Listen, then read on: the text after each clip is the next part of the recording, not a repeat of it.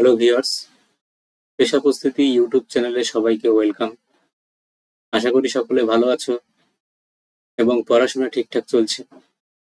আজকে আমরা ন্যাশনাল মুভমেন্টের উপরে কিছু কোশ্চেন নিয়ে আলোচনা করব, যেগুলো পরীক্ষার আগে একটু চোখ বুলিয়ে গেলে তোমাদের ভীষণ হেল্প করবে। চলো কোশ্চেনগুলো দেখে নেওয়া যাক। দেখো, প্রথম কোশ্চেন আছে 1942-এ ভারত ছাড়ো আন্দোলনের সময় কে ভারতের ভাইসরয় ছিলেন? অপশনগুলো দেখো, লিন লিথগো, উইলিংটন, ওয়াবেল আর মিল্টন আছে। এখানে লিন লিথগো ছিলেন হচ্ছে 1942 সালে ভারত ছাড়ো আন্দোলনের সময়। তবে যদি বলে ভারত ছাড়ো আন্দোলন কার সময় বন্ধ হয়েছিল, তবে সেটা হবে ওয়াবেল। তো ওয়াবেলের সময় ভারত ছাড়ো আন্দোলন বন্ধ হয়েছিল, আর শুরু হয়েছিল কার সময় যদি বলে সেটা হবে লিন লিথগো। নেক্সট কোশ্চেন দেখো, ভারতের জাতীয় কংগ্রেসের কোন অধিবেশনে পূর্ণ স্বরাজ্যের দাবি তোলে? ভারতের জাতীয় কংগ্রেসের কোন অধিবেশনে পূর্ণ স্বরাজ্যের দাবি তোলে? সে কলকাতা অধিবেশন, মাদ্রাজ অধিবেশন, লাহোর অধিবেশন আর বোম্বে অধিবেশন। এখানে সঠিক অ্যান্সার হবে লাহোর অধিবেশন। লাহোর অধিবেশন এটা কত সালের লাহোর অধিবেশন? এটা হচ্ছে 1929 সালের যে লাহোর অধিবেশন হয়েছিল, যেখানে জওহরলাল নেহেরু এ সভাপতিত্ব করেছিলেন। সেই অধিবেশনে পূর্ণ স্বরাজ্যের দাবি তোলা হয়। চলো নেক্সট কোয়েশ্চেন দেখি, ভারতের জাতীয় কংগ্রেসের প্রথম সেক্রেটারি কে ছিলেন? ভারতের জাতীয় কংগ্রেসের সেক্রেটারি কথা বলেছে। দেখো, এখানে প্রেসিডেন্টের কথা বলেনি বা সভাপতির কথা বলেনি। যদি সভাপতি হতো তবে হচ্ছে উমেশ চন্দ্র ব্যানার্জি, কিন্তু এখানে সেক্রেটারি যেহেতু বলেছে, তাই কি হবে?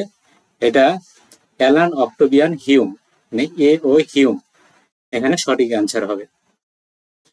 তিনি কিন্তু এই অ্যালান অক্টোভিয়ান হিউম শুধুমাত্র সেক্রেটারি ছিলেন না, ইনি কিন্তু এই জাতীয় কংগ্রেসের প্রতিষ্ঠাতাও বটে। তো আর এই যে থার্ড অপশনে দেখো আছে দাদাভাই নৌরোজি।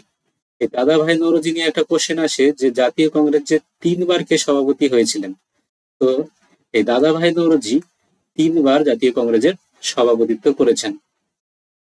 নেক্সট কোশ্চেন দেখো, প্রথম কোন ভারতীয় ব্রিটিশ পার্লামেন্টের সদস্য হিসেবে মনোনীত হন?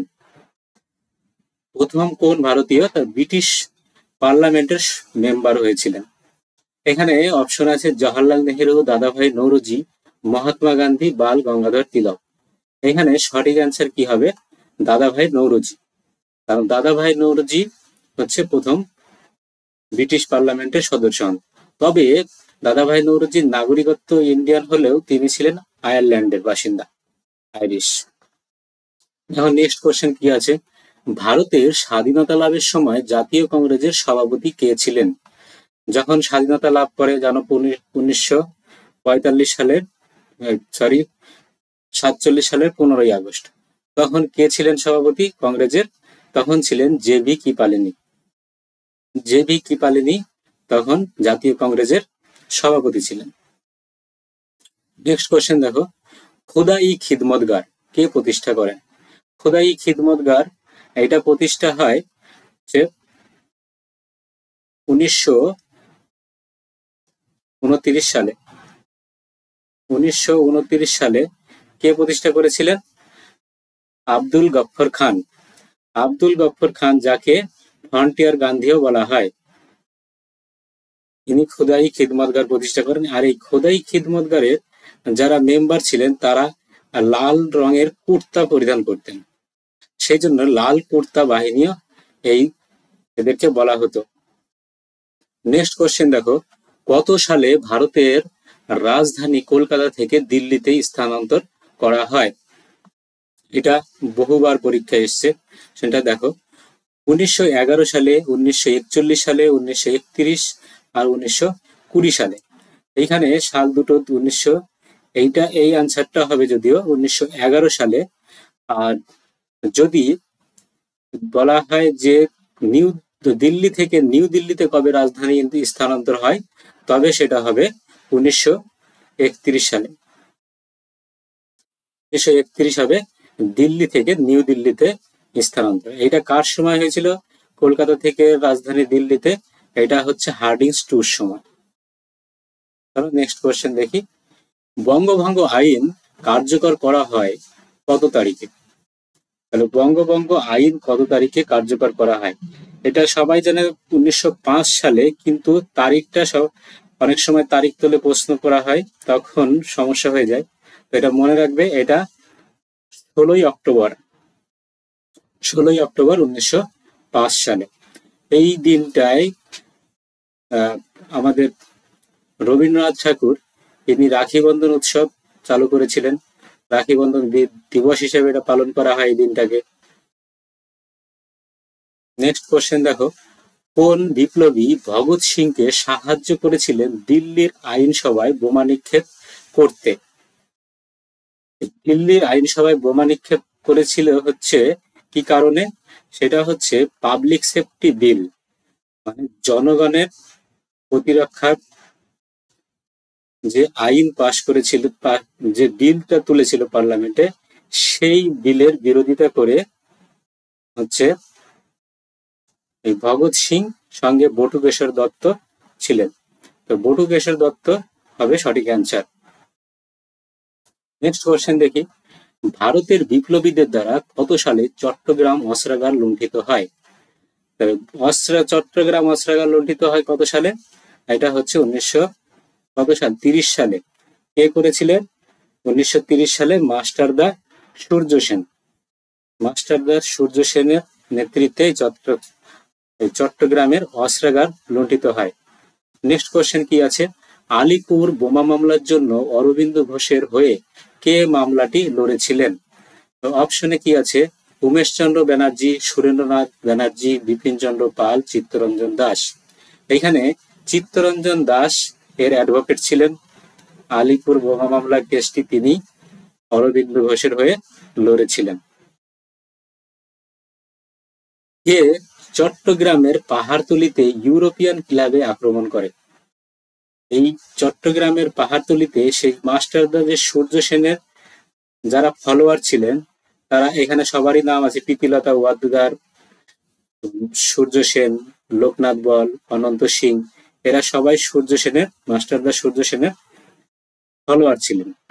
তবে এই ইউরোপিয়ান ক্লাবে আক্রমণের সময় নেতৃত্ব দিয়েছিলেন প্রীতিলতা ওয়াদ্দেদার। তিনি এই সময় মারাও যান তখন। নেক্সট কোয়েশ্চেন দেখি, মিরাট ষড়যন্ত্র মামলা কত সালে সংগঠিত হয়? মিরাট ষড়যন্ত্র মামলা এটা কত সালে হয়েছিল? এটা কাদের বিরুদ্ধে হয়েছিল? এটা হয়েছিল কমিউনিস্ট পার্টির বিরুদ্ধে। 1929 সালে। নেক্সট কোয়েশ্চেন দেখো, নিচের ঘটনাগুলি ক্রমানুসারে সাজা। পরপর সাজাতে হবে। আমরা আগে দেখে নিই, যদি ইভেন্টগুলো আমাদের মনে থাকে তবে সাজাতে সুবিধা হবে। কি জন্য কোনটা হলো সেটা যদি জানা থাকে। দেখো, আরোইন চুক্তি, আমরা জানি 3খানা গোল টেবিল বৈঠক হয়েছে কংগ্রেসের। এই গোল টেবিল বৈঠক হয়েছিল লন্ডনে। তো কংগ্রেস কোনোটাতেই পার্টিসিপেট করেনি প্রথমত, কিন্তু প্রথমটাতে করেনি, সরি।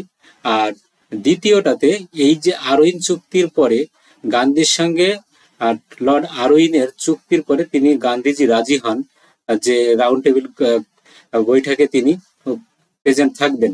সেই জন্য রাউন্ড টেবিল বৈঠকটায় তিনি গিয়েছিলেন এই আরোইন চুক্তির পরে।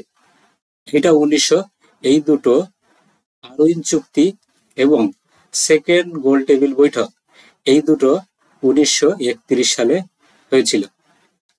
আর এই পুনা চুক্তি কেন হলো? পুনা চুক্তি আর কমিউনাল অ্যাওয়ার্ড, এটা হচ্ছে সেপারেট নির্বাচন ব্যবস্থা চালু করেছিল কমিউনাল অ্যাওয়ার্ডের জন্য। আর সেই জন্য হিন্দুদের থেকে বেরিয়ে ডিপ্রেস ক্লাস তারা আলাদা নির্বাচন প্রক্রিয়ায় অংশগ্রহণ করবে বলে এই কমিউনাল অ্যাওয়ার্ডে ঘোষণা করে। আর সেই জন্যই এবার গান্ধীজির সাথে পুনা চুক্তি হয়, এটা আম্বেদকরের। তো কমিউনাল অ্যাওয়ার্ডের পরে পুনা চুক্তি হবে। এই দুটোই হয়েছিল 1932 সালে। তো তাহলে আমাদের কি হবে? প্রথম হচ্ছে আরোইন চুক্তি, সেকেন্ড হবে গোল টেবিল বৈঠক, তারপর কমিউনাল অ্যাওয়ার্ড, তারপরে পুনা চুক্তি। এখানে বি হবে সঠিক অ্যান্সার। 2, 3, 4, 1। 15 নম্বর কোশ্চেন কি আছে, ভারতের নৌ বিদ্রোহ কবে হয়েছিল? ভারতের নৌ বিদ্রোহ হয়েছিল 18ই ফেব্রুয়ারি 1946 সালে। আর এটা কতদিন চলেছিল? এটা 5 দিন চলেছিল। এটা এই নৌ বিদ্রোহ 18ই ফেব্রুয়ারি থেকে 23শে ফেব্রুয়ারি পর্যন্ত। নেক্সট কোশ্চেন হচ্ছে, গান্ধী কোন ঘটনার জন্য কাইজার ই হিন্দ ব্রিটিশদের ফেরত দিয়েছিলেন? তো এটা মনে রাখবে, জালিয়ানওয়ালাবাগ হত্যাকাণ্ড আছে প্রথম অপশনে, তো রাওলাট আইন, চৌরি চৌরা ঘটনা, তুর্কির বিচার করতে ইংরেজরা অস্বীকার করার জন্য। এই জালিয়ানওয়ালাবাগ হত্যাকাণ্ডের জন্য যে কাইজার ই হিন্দ ফিরিয়ে দিয়েছিলেন সেটা হচ্ছে রবীন্দ্রনাথ ঠাকুর, কিন্তু এই মহাত্মা গান্ধী যে জন্য ফিরিয়েছিলেন সেটা হচ্ছে তুর্কিদের বিচার করতে ইংরেজরা অস্বীকার করার জন্য। এইটা হবে সঠিক অ্যান্সার। এখানে ভুল করে দেওয়া আছে যদিও, কিন্তু এটা সঠিক অ্যান্সার হবে বি অপশন। নেক্সট কোশ্চেন দেখি, ভারত ছাড়ো আন্দোলন শুরু হয়েছিল কবে?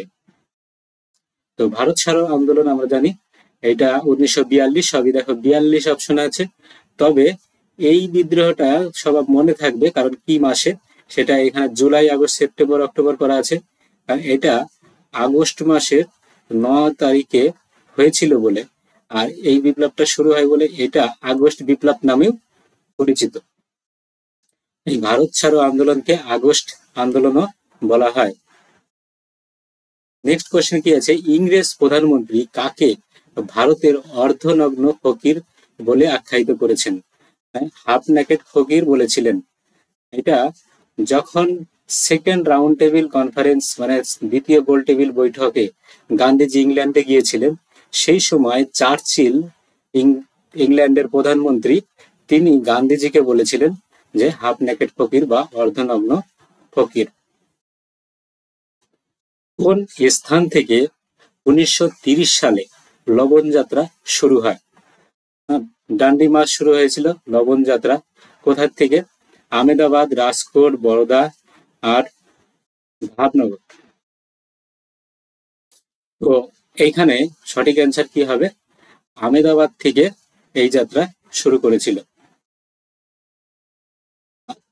আহমেদাবাদের সবরমতী আশ্রম থেকে। 20 নম্বর কোশ্চেন কি আছে, সাইমন কমিশন কত সালে ভারতে এসেছিলেন? সাইমন কমিশন কত সালে ভারতে এসেছিলেন? অপশন গুলো আছে 1920, 1927, 1935, 1942। তো এইখানে যে অপশন গুলো আছে এখানে সঠিক অ্যান্সারটা নেই যদিও, এটা অ্যাকচুয়ালি 1935 সালে তৈরি হয়, সরি 1927 সালে তৈরি হয়, কিন্তু ভারতে এসেছিল 1928 সালে। আর এর এখানে অপশন অনুযায়ী অ্যান্সার করতে হবে 1927। আর এখানে 1928 সালে ভারতে এসেছিল। আর এর রিপোর্ট পাবলিশ করেছিল 1930 সালে। 1930 সালে রিপোর্ট জমা করে এবং 1928 সালে ভারতে আসে, আর 1927 সালে এটা ইংল্যান্ডে তৈরি হয়েছিল। আর এই সাইমন কমিশন কেন তৈরি হয়েছিল? এটা 1919 সালের যে ভারত শাসন আইন তৈরি হয়, ভারতের সংবিধানের যে রুলস গুলো চালু করেছিল সেটা কতটা কার্যকারী বা কতটা ইমপ্লিমেন্ট যোগ্য, সেই জন্য পরীক্ষা করার জন্য সাইমন কমিশনকে 10 বছর অন্তর অন্তর এটা কমিশন বসানোর কথা ছিল, কিন্তু 2 বছর আগেই সাইমন কমিশন তৈরি হয়। এটা অ্যাকচুয়ালি হওয়া উচিত ছিল 1929 সালে। চলো দেখে যাক নেক্সট কোশ্চেন কি আছে। গান্ধীজি কোথায় প্রথম সত্যাগ্রহ আন্দোলন শুরু করে? সত্যাগ্রহ আন্দোলন প্রথম কোথায় শুরু করে? এইখানে অপশন গুলো আছে খেদা, আহমেদাবাদ, চম্পারণ, নাতাল। সবগুলোতেই সত্যাগ্রহ হয়েছিল, কিন্তু গান্ধীজি প্রথম সত্যাগ্রহ যেটা সেটা সাউথ আফ্রিকার নাতালে করেছিলেন। নাটাল হবে নাটালে করেছিলেন।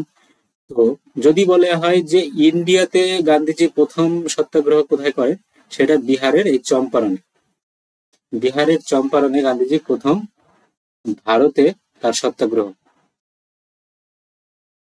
কত সালে অল ইন্ডিয়া মুসলিম লীগ প্রতিষ্ঠিত হয়? অল ইন্ডিয়া মুসলিম লীগ কত সালে প্রতিষ্ঠিত হয়? এটা 1906, 1907, 1911 না 1916? তো 1906 সালে এটা এই মুসলিম লীগটা প্রতিষ্ঠিত হয় সিমলা কনফারেন্সের পরে। 1906 সালে সিমলা কনফারেন্স হয়েছিল। সেই সিমলা কনফারেন্স হওয়ার পরে মুসলিম লীগ প্রতিষ্ঠিত হয়। মুসলিম লীগ কোথায় প্রতিষ্ঠিত হয়? বাংলাদেশের ঢাকায়।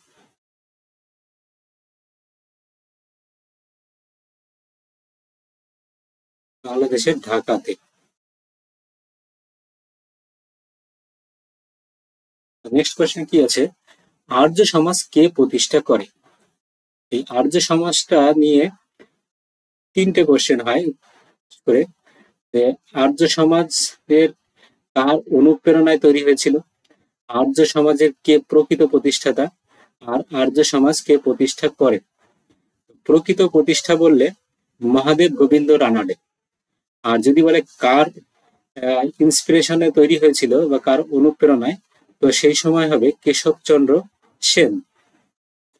আর এইখানে যেটা আর্য সমাজকে প্রতিষ্ঠা করে, এর সঠিক অ্যান্সার হবে দয়ানন্দ সরস্বতী। নেক্সট কোশ্চেন, কাকে দ্বিজাতি তত্ত্বের জনক বলা হয়? দ্বিজাতি তত্ত্বের জনক কাকে বলা হয়? এখানে অপশন আছে সৈয়দ আহমেদ খান, এম এ জিন্না মানে মোহাম্মদ আলী জিন্না, আর মোহাম্মদ ইকবাল, ফজলুল হক। এখানে সঠিক অ্যান্সার হবে সৈয়দ আহমেদ খান। যদি সৈয়দ আহমেদ খান অপশনে না থাকে, তবে তখন করতে হবে মোহাম্মদ আলী জিন্না। মোহাম্মদ অনেক সময় সৈয়দ আহমেদ খান অপশনে থাকে না, তখন মোহাম্মদ আলী জিন্না। যেহেতু সৈয়দ আহমেদ খান তিনি প্রথমে এই দ্বিজাতির তথ্য দিয়েছিলেন, তাই তাকেই অ্যান্সার করতে হবে। আর এই দ্বিজাতি তথ্য প্রচার এই এম এ জিন্নাও, মোহাম্মদ আলী জিন্নাও করেছিলেন। নেক্সট কোশ্চেন দেখি, কাকে বলা হয় স্থানীয় স্বায়ত্তশাসনের জনক, মানে father of local self government? এটা দেখো অপশনগুলো কি আছে, Lord Lytton, Lord Milton, Lord Irwin, আর লর্ড কার্জন।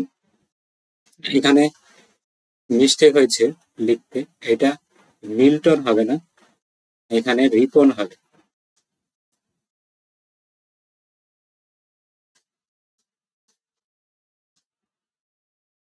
রিপন, সঠিক অ্যান্সার হবে লর্ড রিপন।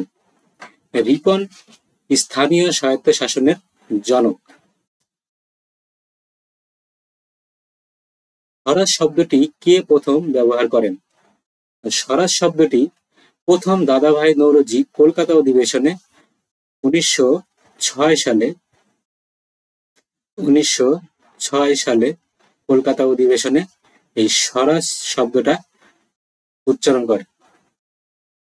এখানে সঠিক অ্যান্সার হবে দাদাভাই নৌরোজি। তবে বাল গঙ্গাধর তিলক তিনিও স্বরাজ নিয়ে একটা তার কোটেশন আছে। তিনি বলেছিলেন, স্বরাজ আমার জন্মগত অধিকার, আমি তা অর্জন করবই।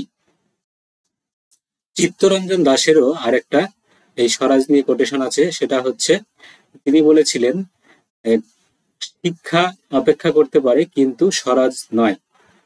এটাও মনে রাখবে, এটা আসে খুব। 27 নম্বর কোশ্চেনে কি আছে, জাতীয় কংগ্রেসের প্রথম মহিলা সভাপতি কে ছিলেন? জাতীয় কংগ্রেসের মহিলা সভাপতি ছিলেন সরোজিনী নাইডু, অ্যানি বেসান্ত, নেলি সেনগুপ্ত, কদম্বানী গাঙ্গুলি।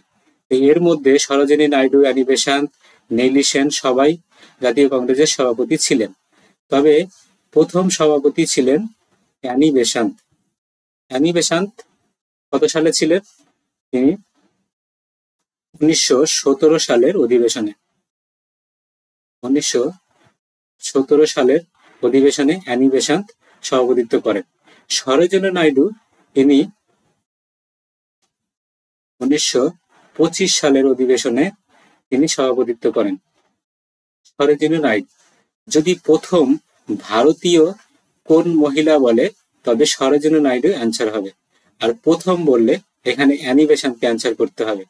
আর প্রথম বাঙালি মহিলা যদি বলা হয় তবে অবশ্যই নেইলি সেনগুপ্ত। নেইলি সেনগুপ্ত কে ছিলেন? নেইলি সেনগুপ্ত ছিলেন যতীন্দ্রমোহন সেনগুপ্তের স্ত্রী। ইনি অ্যাকচুয়ালি ব্রিটিশ ছিলেন, তবে ইনি যেহেতু বাঙালি বধূ তাই হচ্ছে ইনি বাঙালি ধরা হয় এনাকে। যে প্রথম বাঙালি কোন মহিলা তবে নেইলি সেনগুপ্ত আনসার করতে হবে। সরোজিনী নাইডুও বাঙালি ছিলেন, অথচ তিনি যেহেতু নাইডু ফ্যামিলিতে তার বিয়ে হওয়ার জন্য তাকে বাঙালি ধরা হয় না, কিন্তু তার সারনেম আগে বাঙালি ছিল। তিনি হচ্ছে ওয়েস্ট বেঙ্গলের বাসিন্দা। আর এইখানে ডি অপশনে আছে কাদম্বিনী গাঙ্গুলি। কাদম্বিনী গাঙ্গুলি হচ্ছে প্রথম জাতীয় কংগ্রেসের যদি মেম্বার বলা হয় বা সদস্য, তবে প্রথম মহিলা যদি মেম্বার হয় তখন কাদম্বিনী গাঙ্গুলি আনসার হবে। এটা উনি কত সালে কংগ্রেসে জয়েন করেন? 1889 সালে। 1889 সালে কংগ্রেসে তিনি যোগ দেন। নেক্সট কোশ্চেন কি আছে? জাতীয় কংগ্রেসের কোন অধিবেশনে নাগরিকদের জন্য মৌলিক অধিকার গৃহীত হয়? জাতীয় কংগ্রেসের কোন অধিবেশনে নাগরিকদের জন্য মৌলিক অধিকার গৃহীত হয়? আমাদের লাহোর অধিবেশন, যেটা একটু আগেই পড়লাম যে পূর্ণ স্বরাজের দাবি তোলা হয়, পূর্ণ স্বরাজের রেজুলেশন নেওয়া হয়। আর সেকেন্ড অপশন আছে করাচি অধিবেশন। 31 বেলগাঁও অধিবেশন। এই বেলগাঁও অধিবেশন আমরা জানি মহাত্মা গান্ধী প্রথম এবং শেষবারের জন্য তিনি একবারই সভাপতিত্ব করেছিলেন, সেটা বেলগাঁও সেশন 1924 সালে। আর ফৈজাপুর বা ফৈজপুর বলা হয় এই অধিবেশন, এটা হচ্ছে একমাত্র অধিবেশন যেটা গ্রামে হয়েছিল। আর এইটা হচ্ছে 50তম অধিবেশন, এটা মনে রাখতে হবে। তাহলে ফৈজাপুর অধিবেশন মহারাষ্ট্রে হয়েছিল, এটা মহারাষ্ট্রের একটা গ্রাম ফৈজাপুর। আর এই সময় হচ্ছে কংগ্রেস এগ্রিকালচার পলিসি গ্রহণ করেছিল। এগ্রিকালচার পলিসি নেওয়া হয় এই অধিবেশনে। এইখানে যেটা সঠিক অ্যান্সার, যে নাগরিকদের মৌলিক অধিকার নেওয়া হয় করাচি অধিবেশন 1931 সালে, যখন বল্লভভাই প্যাটেল সভাপতিত্ব করেছিলেন এই অধিবেশনে। নেক্সট কোশ্চেন দেখো, কাকে ভারতীয় বিপ্লববাদের জনক বলা হয়? ভারতীয় বিপ্লববাদের জনক ভগৎ সিং, বাসুদেব বলবন্ত ফাড়কে, ক্ষুদিরাম বসু, বাঘা যতীন। এখানে সঠিক অ্যান্সার হবে বাসুদেব বলবন্ত ফাড়কে। তিনি মহারাষ্ট্রের লোক ছিলেন। তিনি রামসি বলে একটা রামসি মুভমেন্ট করেন, রামসি আন্দোলন। আর ইনাকে রামসি আন্দোলন করেছিলেন ইনি 1879 সালে। তিনি রামসি আন্দোলনের নেতা ছিলেন। এখানে সঠিক অ্যান্সার হবে বাসুদেব বলবন্ত ফাড়কে, ভারতীয় বিপ্লববাদের জনক। নেক্সট কোশ্চেন, লাহোর জেলে 63 দিন অন্বেষণ করে কে মারা যান?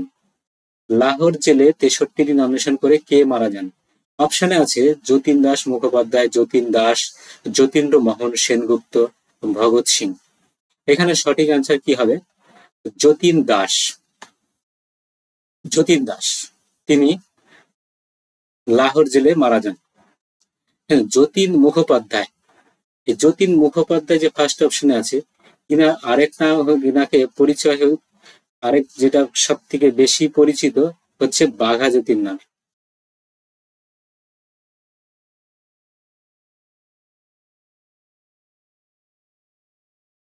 বাঘা যতীন নামে তিনি বেশি পরিচিত।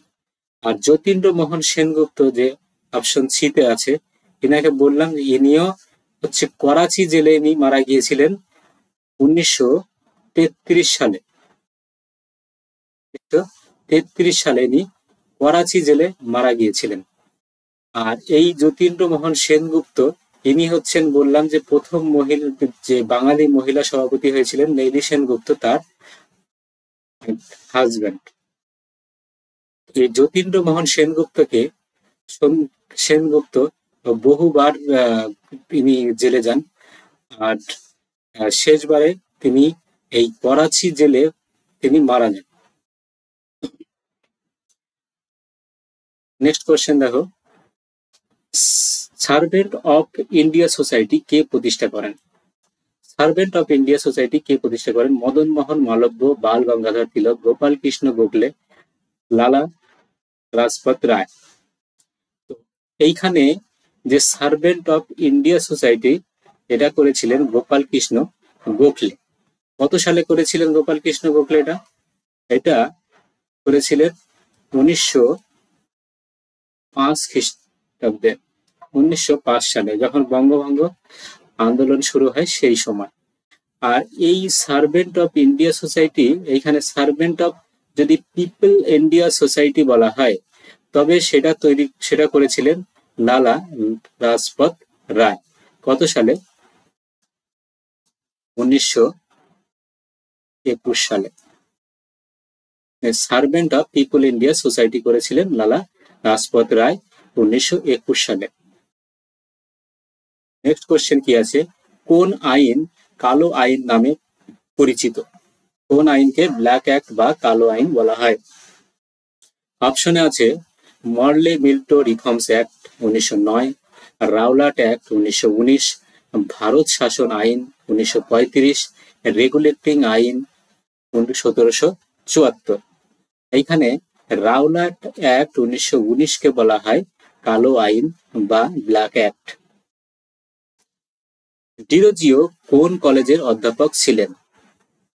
অপশনে আছে Vedanta college, Hindu college, Presidency college, Ripon college.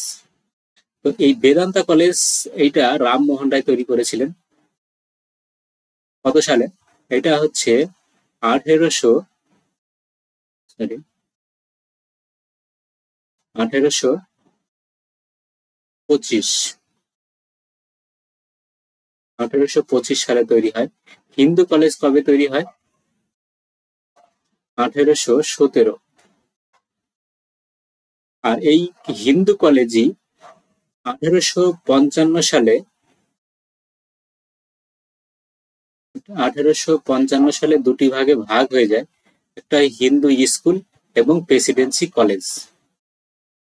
আর এই রিপন কলেজটা তৈরি হয় 1882 খ্রিস্টাব্দে। এই রিপন কলেজকে প্রতিষ্ঠা করে সুরেন্দ্রনাথ ব্যানার্জি। তো ডিরোজিওর সময় তিনি এই হিন্দু কলেজে অধ্যাপক ছিলেন। ডিরোজিও হিন্দু কলেজে অধ্যাপক ছিলেন। নেক্সট কোশ্চেন কি আছে, কে অমৃতবাজার পত্রিকার প্রতিষ্ঠাতা? দেখো, অমৃতবাজার পত্রিকার যে প্রতিষ্ঠাতা ছিলেন, এটা শিশির কুমার ঘোষ। এই শিশির কুমার ঘোষ হবে সঠিক আনসার। তিনি 1868 খ্রিস্টাব্দে এই অমৃতবাজার পত্রিকাটি চালু করেছিলেন। কিন্তু এইটা 1878 খ্রিস্টাব্দে যে ভার্নাকুলার প্রেস অ্যাক্ট, দেশীয় ভাষায় সংবাদপত্র আইন চালু হয়, তখন এটাকে বাংলা ভাষায় প্রথমে ছিল, এটা এই বাংলা থেকে ইংলিশ ভার্সনে করা হয়।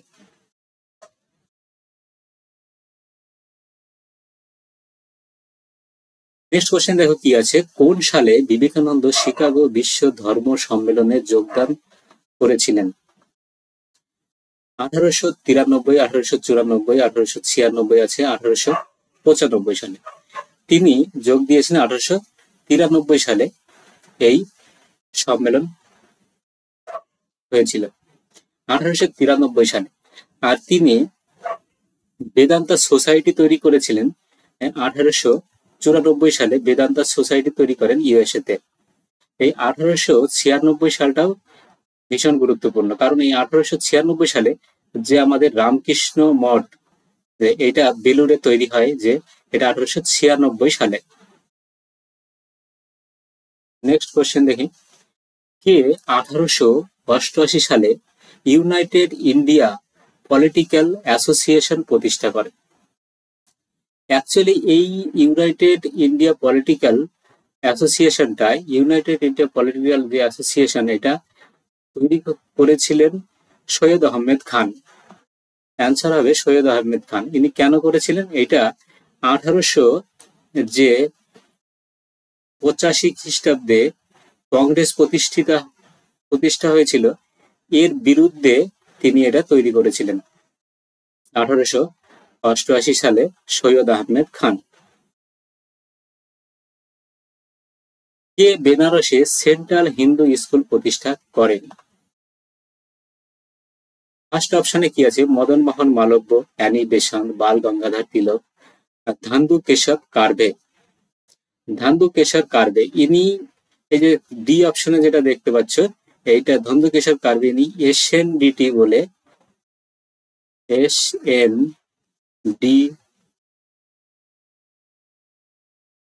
SNDT বলে তিনি একটা ইউনিভার্সিটি করেছিলেন মহিলাদের জন্য।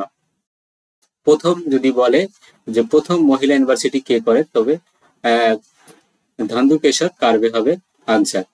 কিন্তু এইখানে আনসার হবে অ্যানি বেসান্ত। অ্যানি বেসান্ত 1898 খ্রিস্টাব্দে তিনি বেনারসে এই সেন্ট্রাল হিন্দু স্কুলটি প্রতিষ্ঠা করেন। আর মদন মোহন মালব্য ইনি 1915 সালে এই স্কুলটিকে চেঞ্জ করে তিনি কলেজ তৈরি করেছিলেন, Benares Hindu college. Next question, বঙ্গভঙ্গ কার্যকর হওয়ার দিন কে অরন্ধন দিবস পালন করেছিলেন? অরন্ধন দিবস বলতে নো কুকিং ডে, মানে সেই দিন কোনো রান্না হবে না। তিনি এই বঙ্গভঙ্গের দিন, মানে বঙ্গভঙ্গ দিবস কত? 16 অক্টোবর 1905। কে করেছিলেন? রমেন্দ্র সুন্দর ত্রিবেদী হবে এখানে সঠিক অ্যান্সার। আর রবীন্দ্রনাথ কি করেছিলেন? রবীন্দ্রনাথ করেছিলেন রাখি বন্ধন উৎসব, ওই দিনটাকে উদযাপন করেছিলেন রাখি বন্ধন দিবস হিসেবে। দেখো সি অপশনে আছে ডক্টর নীলরতন সরকার। এই নীলরতন সরকারেরও বহুত অবদান আছে।